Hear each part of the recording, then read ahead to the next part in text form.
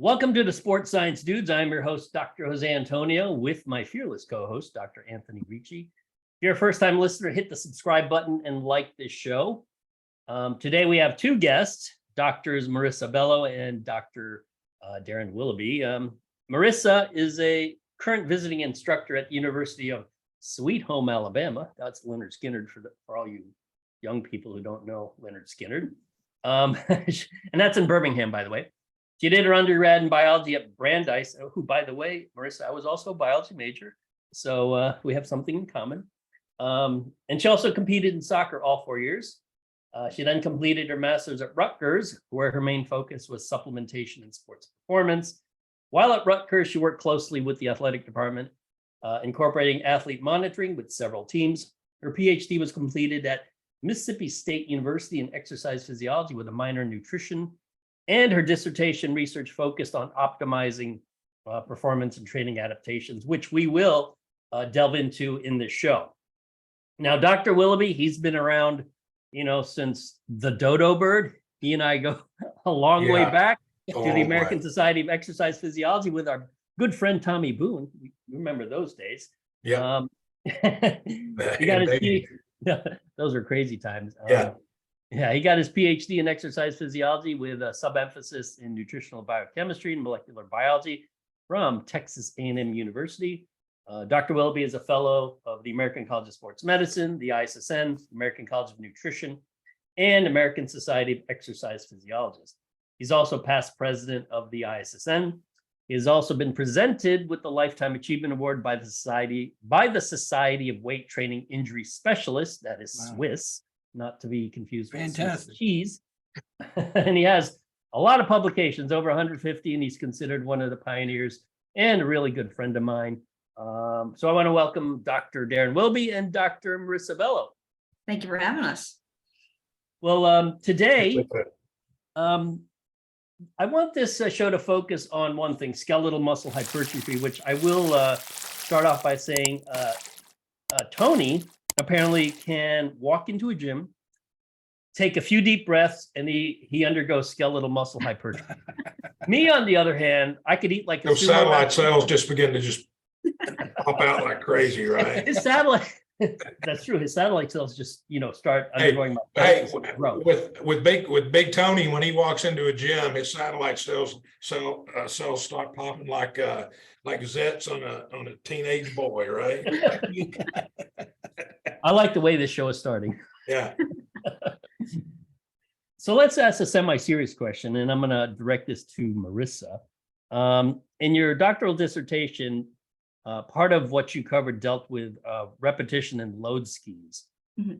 And my question is this: powerlifters, they tend to do higher loads, lower reps, and bodybuilders go through the gamut. What are your thoughts on that? Yeah, so one of the unique sort of aspects to what we did was we took the powerlifter approach, right? Where when you're looking at really strength-based high load, you're looking at 85% or more, right? And a lot of the high versus low literature only does 30%, 80%, right? If we follow NSCA, it's 80% is an 8-rep max. So you're looking at that bottom end of hypertrophy, no matter what. So we wanted to kind of take it one step further. Let's actually put these guys in a high load group, like 6 reps or less every single set. And, we're looking to failure here. So these guys, I give them credit for a 9-week training study to come in 3 days a week. They did first sets for maybe 6 reps, second sets close to 4. That last set, they're burning out on 1 or 2 reps, right? So we really took the powerlifting approach. What's unique that we saw was from a practical strength side, high load increased strength across the board. The low load group also increased strength, not to the same degree. When we looked at hypertrophy, no differences.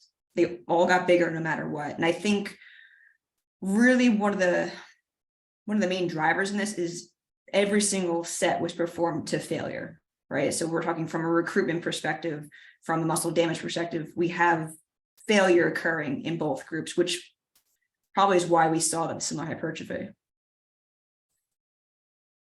Darryn, comments? In terms of how you train, high load, low reps? I can't train low load. I got to train high load. I don't want to be in the gym forever. Well, it sort of begs the question of, I think you've heard this before. Just because you can do it doesn't mean you should do it.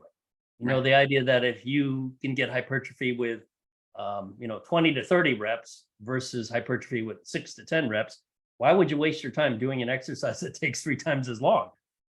So what if you could get it with 20 to 30 reps? To me, it never made sense, but the literature, and I don't know if you guys remember the literature going back to the 1960s, where I believe the gentleman's name was Richard Berger. He did all these sets and rep schemes going back 50 years, and then now we see today the idea that playing around with these rep schemes, it seems like we end up going back to what seems to work practically or pragmatically, and that would be heavier weights. I mean, the old bodybuilder, or is it the power lifter adage, to get, or bodybuilders, I guess, to get big, you gotta lift big. I mean, Darryn, did you get big by lifting little and a lot of reps? No, not at all. Certainly not in the initial stages. And Tony? No, I had a short lifting career where I really focused on it, but it was pretty heavy, 6, 8 rep range, maybe sometimes even lower, and it induced sufficient amount of hypertrophy. So then my question to both Darryn, Dr. Willoughby here, and Dr. Bell would be, just as we talk about hypertrophy and the varying volumes and load rep ranges, then where are we looking in terms of the neural drive, right? Because the initial neural drive wouldn't be there in a lighter repetition or lighter load, but then there must be some type of intense drive in the subsequent loads, and either way it balances out. Does that make sense? Would that be the case? Yeah, it makes good sense. I think, this whole issue of muscle hypertrophy is so incredibly convoluted. In my opinion, it goes way further than simply just sets reps. And that is from the standpoint that, you're talking about heavy load where you're really, really intensifying the neural drive, but you also, in a higher volume approach, you also have the issues of time under tension, because their data showing that time under tension, and increasing the amount of time the muscle is contracting, positively stimulates muscle protein synthesis in that regard, But the other thing is you have to realize is that it's not always simply about muscle protein synthesis. And this is kind of my big hang up on a lot of these acute bout studies that, do one bout of resistance exercise and see an increase in muscle protein synthesis, whatever it is the stimulus is, nutritionally or whatever, and then begin hanging their hat on the fact that, it's going to create all this muscle hypertrophy down the road in regards to simply just if that individual were training using that particular paradigm, session in, session out, whether it's coupled with some type of a supplement or whatever the case may be. And the other thing is that, we have to consider, Dr. Ricci, I know you'll understand this, is you have to understand the issue of simply just life. Every day is not the same. It's not absolute blueprint of the day before. Stress levels are different. Did we recover the same amount from the day before or the last workout for that particular body part? Every day, like I said, it's not a blueprint. It's not a photocopy of the previous day or the previous workout. So that being said, it's, while I feel that there's a lot to be said for sets, reps and load, again, I favor more of kind of a periodized type of approach where you have varying intensities and varying volumes over the course of time, where the muscle is being stimulated either high neural drive or high time under tension, or trying to find a midline for that, so that it's not just, again, it's not just the same workout time after time after time after time. just, modify as much as possible to try to, for instance, just try to strategize that muscle into growth as much as possible. So, got it. What are your thoughts on the need for, or the the utility of going to failure. Marissa, I know because you had mentioned that, and I know on social media there's this sort of constant back and forth about, do you need to go to failure? I mean, bodybuilders have been going to failure since Joe Weider's days. And well, I'll let you comment on that because I have ideas about whether you need to go to failure. Yeah, I mean, I have tons of people, even like my age, that are headstrong in bodybuilding right now, and they're like, they come to me and like, do my drop sets count? Do I need to have a drop set after my 3 sets or whatever? And I mean, we kind of looked at that, right? We looked at the muscle activation and the recruitment side using this wearable tech with these EMG sensors built in. And what we saw was similar EMG amplitude. So from a recruitment perspective, we're recruiting the maximum amount that we need for, for that exercise across between whether it's high load or low load.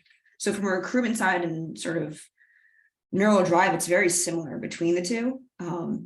I'd argue that if you're doing high loads, you don't necessarily need, right? Let's say you're doing sets at 85% or sets at 90%, and you do a back off drop set to 85%, still to failure. You're still in that high load group, right? You don't need to drop down to 70% to 50% to really get the same stimulus. So I understand where the bodybuilders are coming from. I mean, I've been trying to get big my entire life. Obviously, it's not working. But maybe I'm not training to failure every single time. But I think kind of touching on the neural drive and the recruitment, there's a time and place for it. I don't think it needs to be, every single set. But I think if you have that maximal recruitment at some point, then yes, you're looking at sort of optimizing the growth from that perspective. So yeah, I would agree with that from the standpoint that does it need to be absolute volitional failure? No, not so much, but does, in my opinion, every set needs to be pushed to a point where the muscle, by the time the set is done, the muscle is under relatively extreme amounts of physiological and biochemical duress, meaning we're pushing that muscle and stimulating that muscle both neurologically and also biochemically. And so, like I said, does that have to be from a standpoint that you get to, you finally get to a point where there's no way that you can finish out that set without somebody, helping you out with some forced reps? No, it doesn't. But does it mean that, for instance, somebody's doing a set of 10 with a load that they actually could use maybe 20 reps for? I would suggest that load for a hypertrophy scheme, that load is not enough. Yeah. So the muscle needs to be under duress. How much duress? Well, that's hard to say, but it definitely needs to be under duress with each set, at least in my opinion. No, I mean, I agree with that. I try and tell my students that, because as soon as they find out my background, all my students come running to me like, what should my training program look like? And I'm like, oh, well, what are you lifting? I'm like, when you finish this set, can you do 2 more reps or can you do 20 more? And like, oh, well, I can do like at least 20 more, but then it's not heavy enough, not for a set of 10. Exactly. Yeah. And go on, David. Yeah, I was just going to say that's the thing, particularly probably more with novice lifters, is that, say, for instance, you say do 3 sets of 10 and you don't necessarily, as Dr. Bello just mentioned, if you don't necessarily categorize or quantify or qualify what that means. I mean, they used to do 10, but they could probably do 20 or 25, but they did their 10 reps. And so, yeah. So, yeah, a little follow-up to both of you, because it's fascinating to me in terms of taking a muscle to failure. Do you think it can be impacted by how many compounds we're doing? So for an example, Dr. Bello, Dr. D there, if we have a lot of squats going on and we have a lot of deads as part of the program, does that let me reverse that. Let's say somebody's got a little bit of an injury and they're laying off the compounds a little bit and they're isolating. Do you think then that failure, if you wanted to build that chest, might become even more important than if we're not getting the global drive and the potential benefits of a compound movement, which seem, I could be incorrect, still stimulate full body growth better than an isolation movement. So my thought process here is, do those compound movements impact how far to failure we may have to go when isolating a body part? If I wanted to get bigger lats, or I wanted to get a bigger chest, and I'm doing compounds, does it better influence it? And if I can't do the compounds, should I better take that isolated body part to failure? Does that kind of have a little sense to it? Yeah. No, I definitely think that's a very intuitive question, and I would just respond to that from the standpoint that based on the compound, I guess it depends on which specific muscle that you're wanting to target. I mean, so let's say for chest, you're talking about, your presses versus, your unijoint movement, like a chest fly or something like that. But for instance, we know that, like we can compound off in a compound movement, say with a press, we can work both pecs and delts and triceps and, and then lower body, obviously a similar type of scenario would come in with the muscles in the lower body. So, I guess it would depend on, again, what muscle that person was actually wanting to target versus specifically targeting that with just with just a single joint exercise, Right. Like you talk about squat or leg press or lunge or something versus a leg extension and hamstring curl or whatever. I mean, Right. I mean, you could take that further too. I mean, like you can talk about fatiguing the muscle before you get to those isolated movements. I mean, if that's kind of to Dr. Willoughby's point, not every day is the same day training, right? You can have a day where squats feel great. And you can have a day where squats are heavy and they're not the percentage that you think that they are. Yeah. Right. Maybe you back off that day and you do more of those unit joint isolated exercises. Yeah,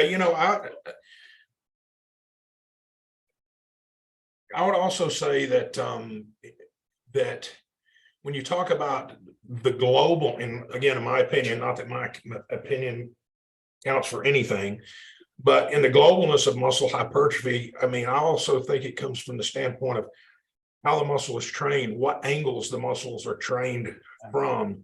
For instance, and when you start talking about some and I'm coming right at you, Tony, from some of the really cool stuff that I've seen you post vids on social media when some of your functional training.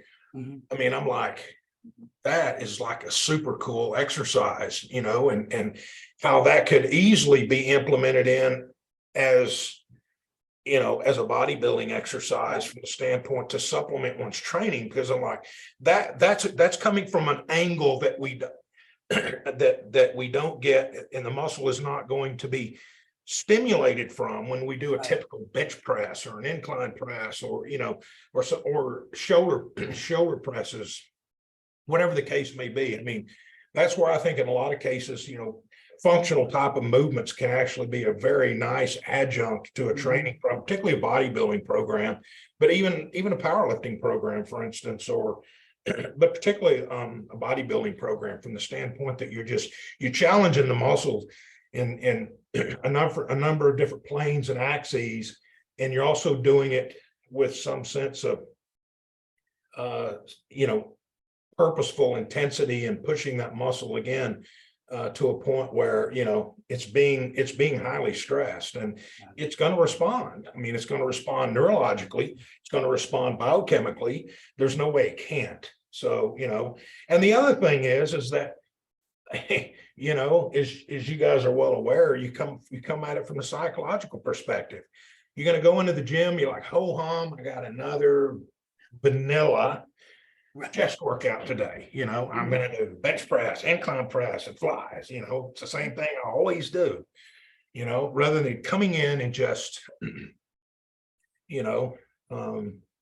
varying the program so that the muscle is not used to seeing the same type of approach from, and not only that, we're not used to perceiving it psychologically as well. So, again, if we're more alert and we're more motivated in the gym and we're more fired up about our training program, is that not going to, Dr. Ricci, is that not going to impact a higher neural drive for muscle activation?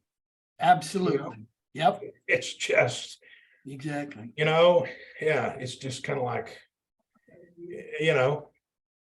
and bodybuilders sometimes can be in a scenario where they're reluctant to change. It's kind of like their diet. They're used to eating the same 5 or 6 pieces of food that they eat every day. Sometimes their training is very similar to that. Let's, why not mix it all up and just shake it up as much as possible so that you can actually get the psychological and the psychological / neurological and the biochemical and molecular are all just meshing. And so, again, just having a very, very diverse functional approach, I think can do that very well. Are you saying you're sick of chicken breast, broccoli, rice cakes, and oatmeal? Dude, I quit eating that stuff years ago. I just had lasagna for lunch,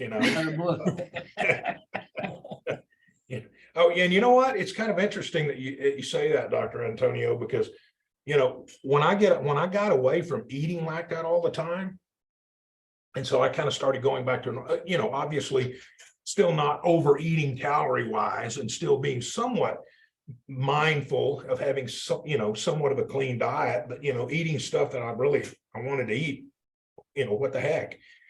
Not only did I start feeling better, I also started feeling better up here in terms of my nutrition, because it's like, oh my God, dry chicken breast again today. So now if I want to eat lasagna, if I want to eat ice cream, if I want to eat, fried chicken or whatever, I do so. And as long as I know that I'm falling within my calorie limits for the day, it's my training's improved, my outlook is improved, my recovery's improved. And so I'm just talking about myself. So, it's but I know that's not quite on the same topic, but nevertheless, it kind of fits along the way. Yep. Marissa probably has chicken breasts in her drawer there. She just doesn't want to learn that. No, I don't. No, I can't eat chicken either. I don't know what it is about it. It gets so bland to me. How much I put spices and everything. I'm like, can't do it. Not today. I'm with you. Yeah, I'm going with that too. After a while, it's like eating a catcher's mitt. Yeah. Oh, yeah. It's just chewy and boring. And Well, not only so, I bet she's got a can of tuna or the pound of tuna. Hey, who invited you to my office? Get out. So when she opens it, everybody down the hall know that she's having lunch. No, I eat staff lounge with door shuts. I have I guess this is more of an open-ended question. I remember when I was first exposed to the concept of periodization as it applies, I guess, to heavy resistance training. This was back in the 80s. I actually took a class from Mike Stone. And you have the phases of hypertrophy, strength, power, peak, and all that BS. And I always was struck by the fact that you get a hypertrophy in every phase. So why is one phase called hypertrophy, another called strength, another called power, when in fact you could actually accomplish all of those within the same phase? Comments on that, Marissa? Let's go to you. Yeah, from a periodization, I've always learned it, I guess, within, the world of sports, right? You have a strength phase when you're in off season, and then you go into, I'd argue that instead of having a hypertrophy phase in season, it'd be more of a, more titled maintenance phase, if anything. To your point, you're right. You're getting hypertrophy regardless, no matter what phase that you're in. So why single it out in one certain season or phase of periodization? And you'd have to have a lot of time to do that. Because a lot of sports don't allow for it. You don't have six months off. So I can understand if you have an offensive lineman in football and you say, look, the kid just went from D1 to the pros and he needs another 30, 40 pounds, right? But it takes a year to induce a lot of pure hypertrophy. So my point to that is I'm with you all in the sense that Well, training other biomotor qualities, I think it's very genetic, of course. Some people don't put muscle on easy. So independent of where the stimulus is or what part of the periodization model they're in, they may not induce much. But because we don't have that much time to really focus on just adding muscle, utilizing the strength and power protocols and allowing the natural hypertrophy that occurs as a result seems to be most suitable anyway in most cases, no?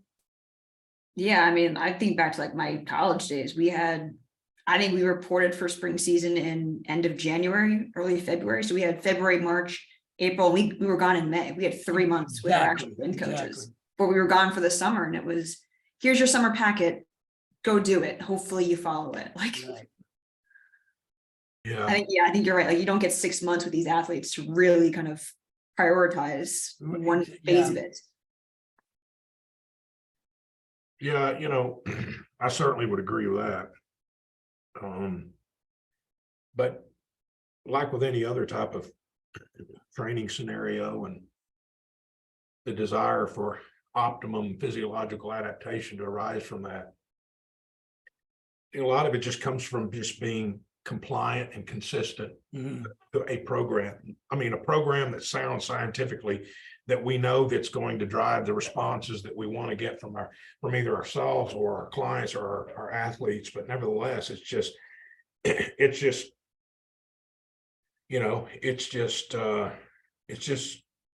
being consistent. Yep. Yeah, you could write the best program in the world. If someone doesn't follow it, That's right. doesn't mean Exactly. anything. That's just like Marissa was saying, you take an athlete and send them home over the summer with a program, but I mean, how well do you know, or how much do you know that their compliance is going to be what it needs to be?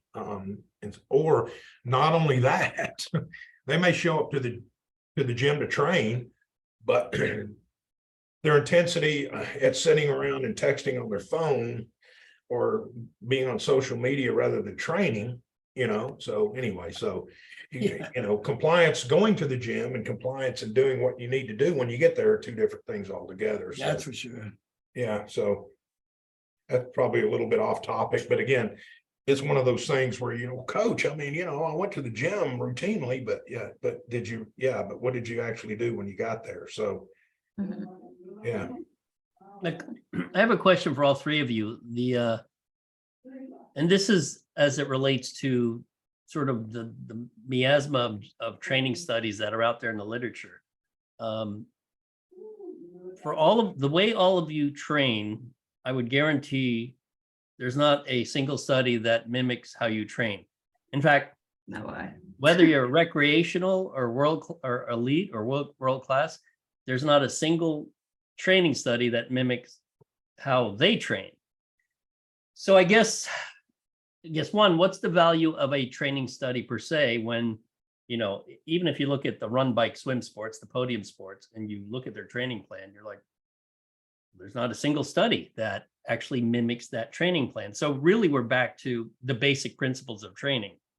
But really the question is, so what's the value of these training programs, whether it's bodybuilding, running, swimming, biking, when in fact, nobody trains that way?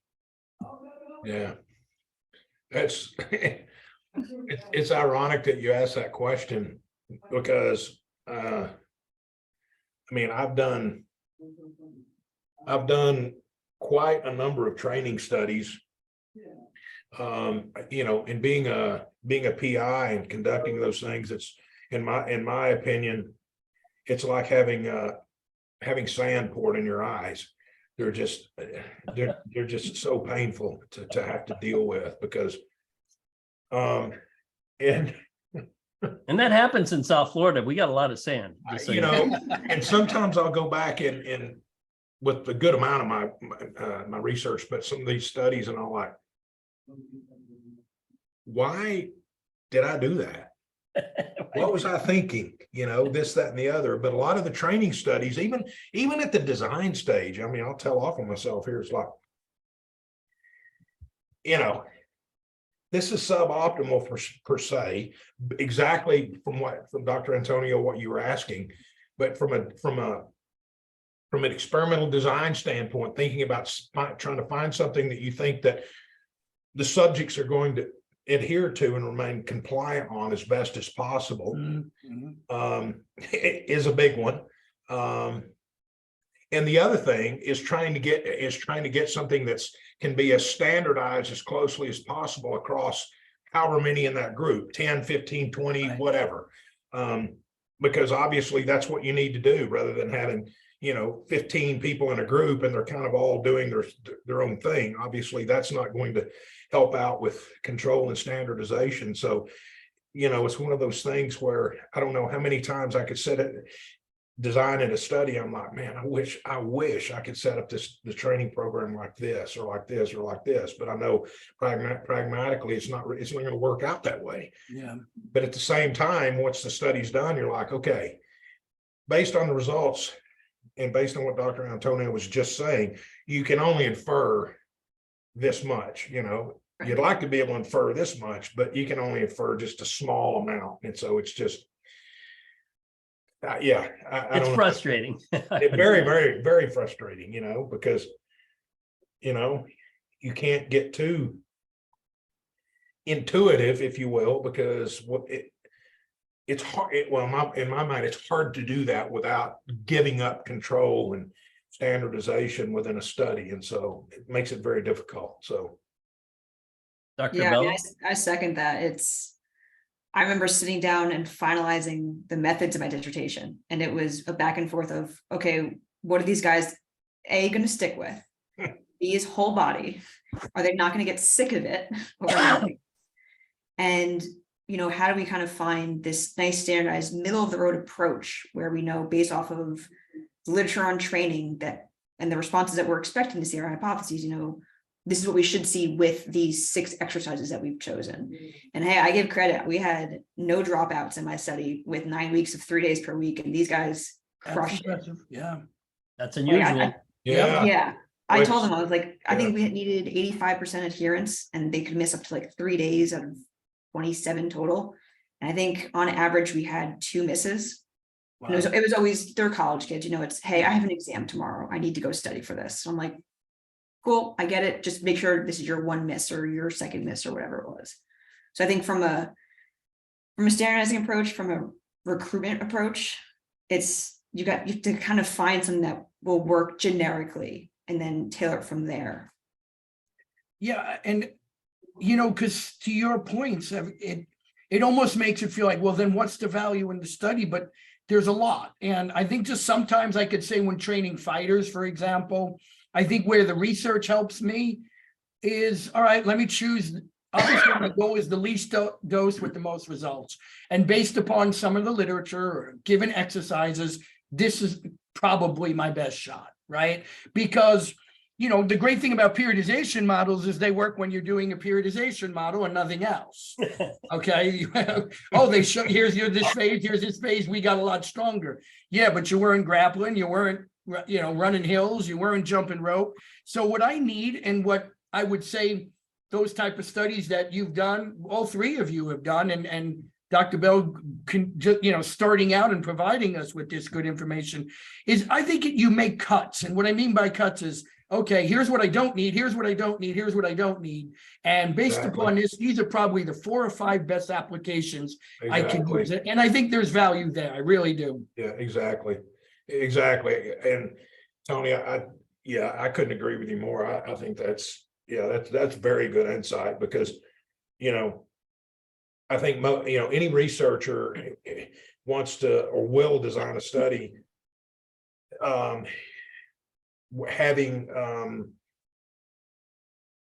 based on a set or a minimum criteria of takeaways that, regardless of what the outcomes are, can still be of impact. Exactly.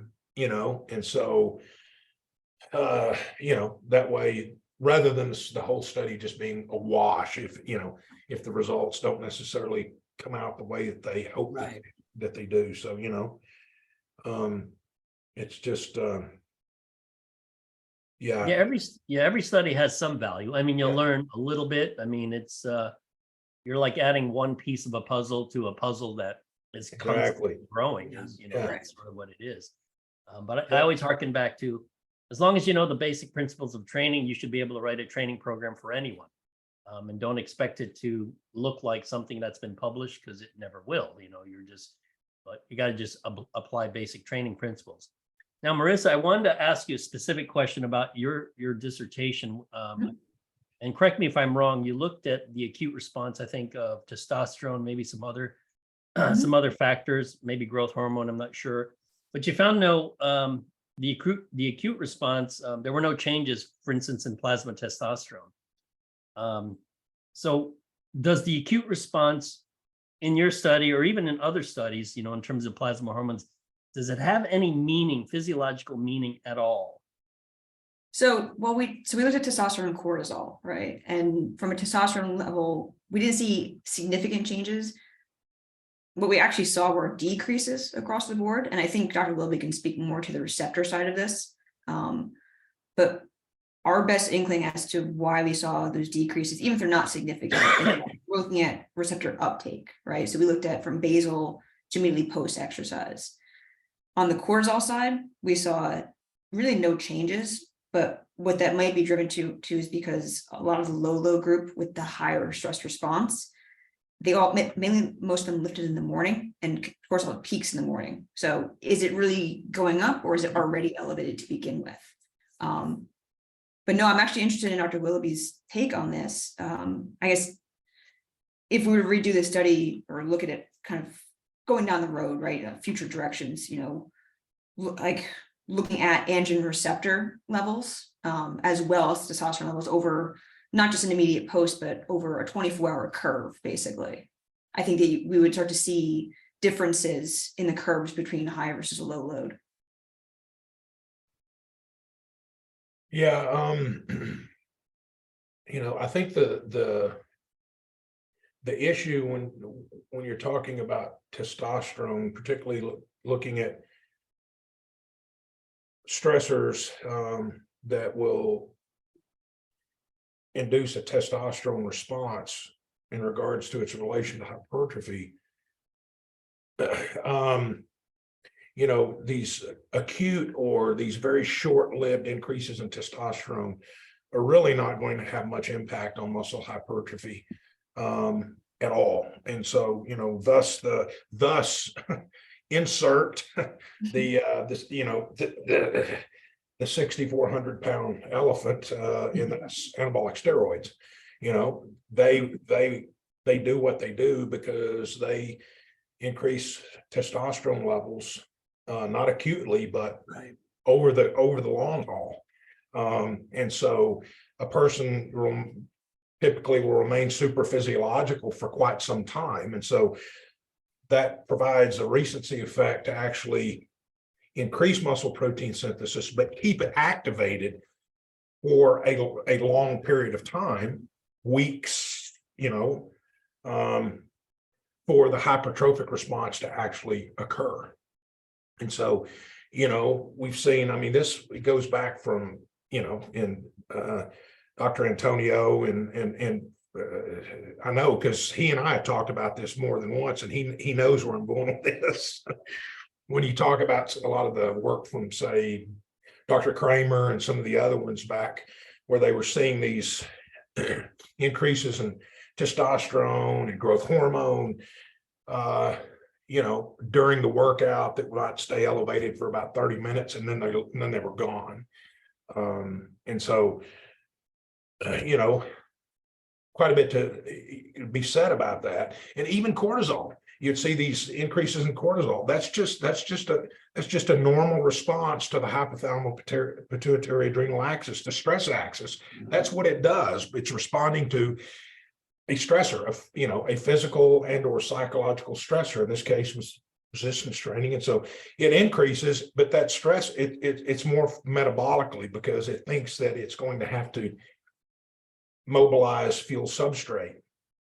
But that response goes away as well. So all these responses, these short-lived endocrine responses, really are meaningless in regards to hypertrophy.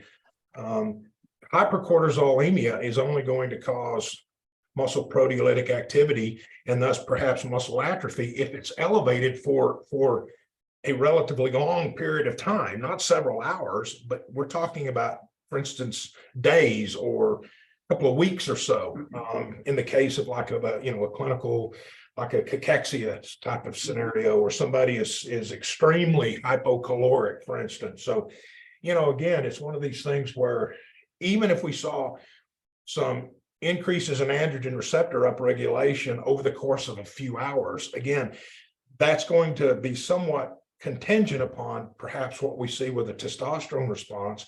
But when the testosterone response is attenuated, then so will be the androgen receptor response. So again, it has to do with how long can we elevate testosterone in regards to muscle hypertrophy. We want to elevate it. We want to keep it elevated for quite some time. So, yeah, anyway, so I didn't mean to ramble on about that, but, that's actually a very good question. And there's been quite a bit done about that. And you still see that quite a bit. So. No, I agree. And I think to your point, everyone thinks that testosterone is the end all be all for building muscle. And I think we've already kind of touched on, right, is there needs to be context with it. There's other factors with it that people kind of don't think about. And I think kind of you bring up the steroids is a great point, which is, you need to go super physiological to see that giant response in it. Well, here's the other thing is that, and I talk about that when I teach in my endocrinology section in my classes, is that, we all have this constitutively regulated hormone level within our body of testosterone.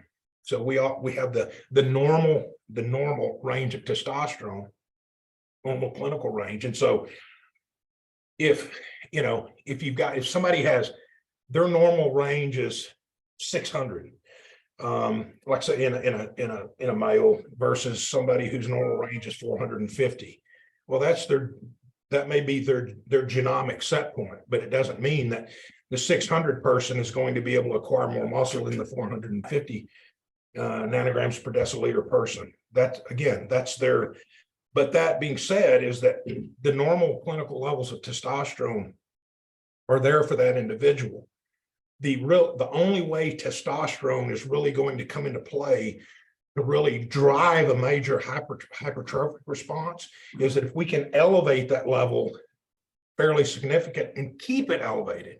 The only way we're going to be able to do that is exogenously with exogenous testosterone, because the body operates on such a close negative feedback system that it's not going to allow itself normally to elevate significantly and stay that way. And the only way we can do that is not only by increasing the total testosterone, but even more importantly, increasing the free level of testosterone, the bioavailable level of testosterone. And the only way to do that is through PEDs. So, well, I got to ask this question then, and I know I've talked to Tony about this. There are a lot of social media posts about testosterone boosters, right? And as we all know, in order to get an anabolic effect from testosterone, it has to be chronically administered, and you have to have either super physiologic or pharmacologic levels for a while. yes. So when you get these little blips with these T boosters, whether it's Tongat Ali or fenugreek or whatever the other Fidoja isn't a shit big is. one. Yeah. Yeah.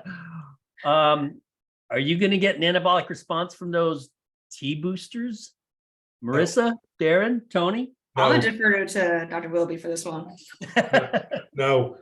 And that's because, for instance, in some of the studies that are out there, at least the ones that I'm familiar with, that have shown some significant, or I should say some improvement, even statistically significant, might show like a 20% increase in their total testosterone, or maybe even a more less subtle response in free testosterone. But nevertheless, a 20%, if somebody has a 20% increase, and that would be based on these boosters fairly appreciable. A 20% increase is still not going to push them outside of the boundary of their clinical normal range, and certainly not anywhere close to being super physiological.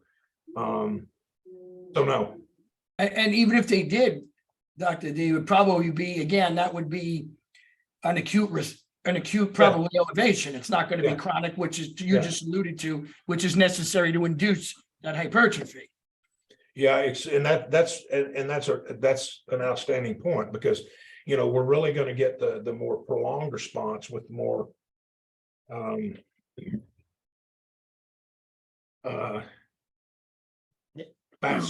fat soluble versions of exogenous preparation. You're not going to get these from these herbal preps, because that would be kind of like some type of a aqueous based preparation that's that does its thing and runs its course very, very quickly. Well, aren't we all guilty? Maybe Marissa's not guilty, but aren't we all guilty? Do you remember when Smilax was huge back in the 80s, or I don't even know when? Do you remember Smilax, Marissa? I don't. Oh, Yeah. just to show what a bunch of knuckleheads the three of us were. Yeah, remember It was a droplet, sublingual droplet, and it was supposed to have this crazy anabolic response. And it was like, man, this Think shit's about all that stuff, Smilax, ecdysterones, Oh, it's crazy. insect, whatever. And, It was liquid Joy, adrenal glands. And yes. you guys are also going to remember way back when, particularly I know with Joey, because he and I are basically the same age. Remember the raw glandulars? Oh, yes. So you could take the raw orchic, which was basically just ground up bull testicle, and because the testicle makes testosterone, you're going to take that and just get jacked and stuff. Absolutely. I was probably about 19 or 20, and it just kind of really getting into lifting heavy, and oh yeah, I went and gave that a try. I mean, the tablets were like 3 inches long. I mean, just trying to swallow one was just like. Oh, remember the liver tablets? They were the size of a flash drive. Same thing. Yeah. They were like swallowing flash drives. Yeah. Oh yeah, I remember all that stuff, Joey. So the good old days of taking shit that doesn't work. yeah. Well, then you got even more fairly recently. The list goes on and on. Deaspartic acid, and I mean, Oh yeah, that's right. Deaspartic acid. Yeah. So That's it's crazy. just. Yeah, it just. I guess I don't know if I'm allowed to ask a question. I'm not the host on this show. Oh, you could ask. So with the T boosters, what are your thoughts on SARMs? Oh, Darren's got lots of thoughts on SARMs. We published that review article, and then we did that case study. Because I remember talking with Tom and Stephen about this, and they basically were like, tell everyone not to do this. Yeah, well, it's kind of interesting because anecdotally, you'd see people that would be like within a month's time would be increasing lean mass like via ADEXA pretty impressively, and then their body fat their fat mass would be going down as well. But once we started doing some stuff and looking at some biochemical data, what we were beginning to see is it was literally tanking endogenous testosterone levels, and also driving LDL and suppressing HDL levels quite dramatically as well. So the biochemical impact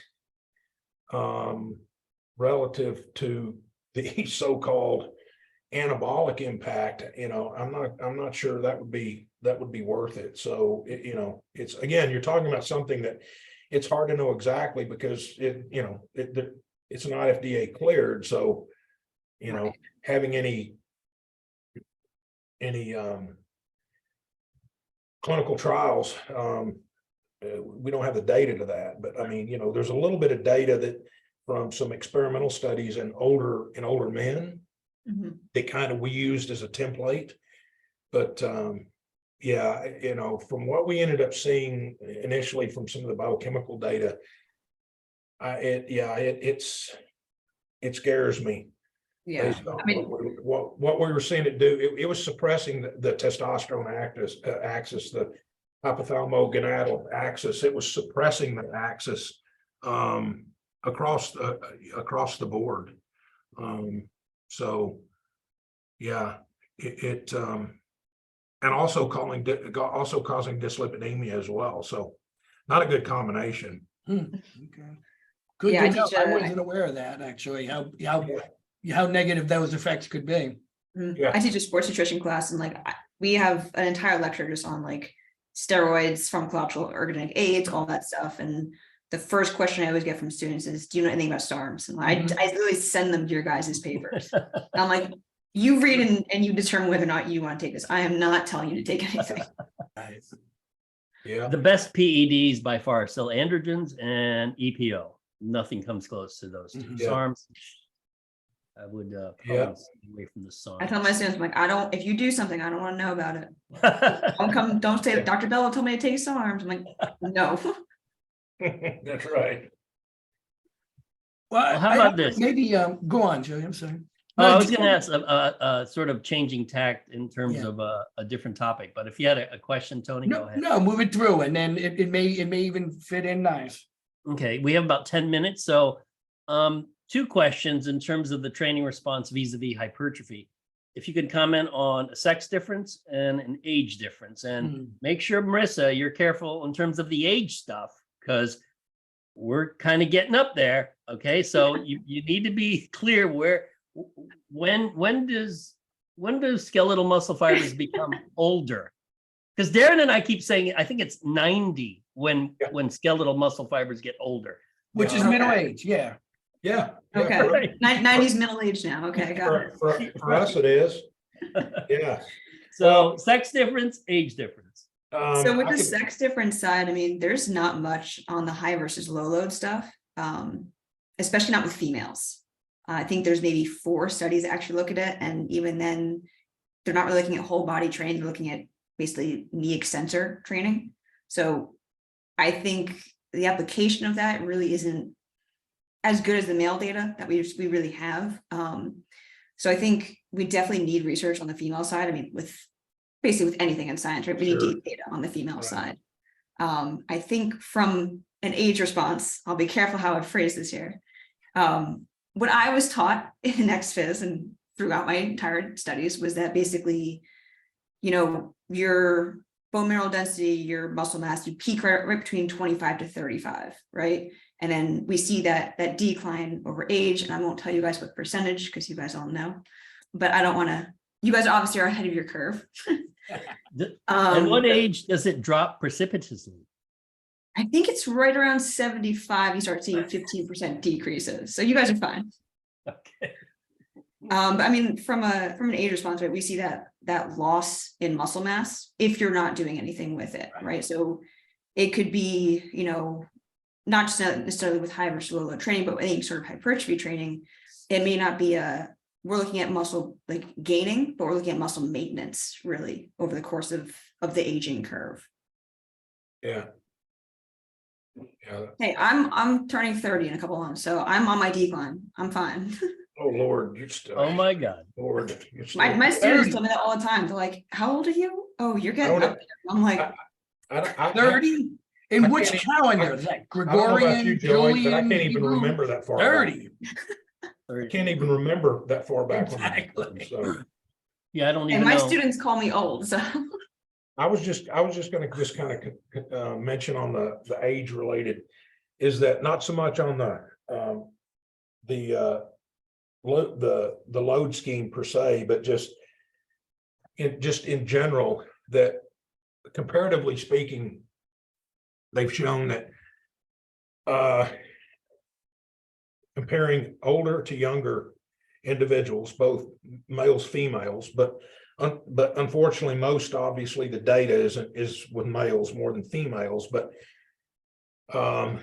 is that relatively speaking, so when you express strength gains relatively and relative to say, however it can be expressed relatively to body mass, is that there's not really much difference in older men and younger men on the ability of older men to be able to increase strength. But when you look at the ability of older men compared to younger men to accrue muscle mass over that same period of time, then that's not the same. Younger men acquire muscle mass much more greater over the course of the training period. But when it's expressed relative, the strength gains are not that much different. So that begs the question, why is that? What's going on relative to the older the older man relative to the younger man, where younger men are putting on more muscle, but they're not, but the strength gains aren't that much different. So it's, you know, it's got to come down to something that's going to have to be more so associated with muscle activation and neurological drive that would be associated with that. So anyway, and I'm not sure we know exactly what the mechanism is behind that, but what that does mean is that us older farts are still able to enjoy the benefits of resistance training, but maybe not so much in a grandiose scale relative to hypertrophy. Although, you know, you know, for somebody that just turned 59, I'm still holding my own okay. So, you know, but I mean, according to Joey, you're not middle-aged yet, so. I go, well, that's true. right. I mean, heck, I mean, no way. So we still, no, Joey and I, we're still in the first trimester of our life, right? Well, all I know is I can still train as hard as when I was young. I just don't recover very well. That's exactly right. I told somebody that like 2 days ago. Yeah. Well, it's the Toby Keith song. You know, we're all as good as we once was, right? Or we're only one time we can get it done. I ain't as good as I once was, but I'm as good once as I ever was. So I can do what I used to do, and I just can't do it that often. That's all. Well, you know, yeah. I mean, I can still go and grind, and I can still push lots of weight around. But I just, like Joey said, I just don't recover. So, you know, I have to modify my approach, and so sometimes I'll not go quite as heavy, and I'll do, again, like I said earlier, I'll mix up my volumes, and you know, one day I'll feel pretty good, and my joints will feel good, and so, you know, I want to go pretty heavy, and the next day no, so I'll drop back on the load and go up more in weights and more in weight and volume. So it kind of all depends. So anyway, I do recall in reference to Marissa's age that between the ages of 28 and about 34, I could do anything and recover just like that. Yeah. Oh, no, I beg Those to were the differ. best years of my life. You are like peak age. Marissa, you didn't even hit peak. Dr. Marissa, you didn't even hit peak yet. no. Didn't even hit it yet. Man, I am on the struggle bus this year. I had surgery 6 months ago. I'm not doing All right. No. Hey, no, one and- quick closing question, if I may, and Okay. just a simple, because we're running out of time. But I was just curious about this. So you had the volume training, hypertrophy. You had the lower load, you know, higher load, right? Different rep ranges. Could there be a potential difference in hypertrophy in one with cross-sectional area and the other more volumizing?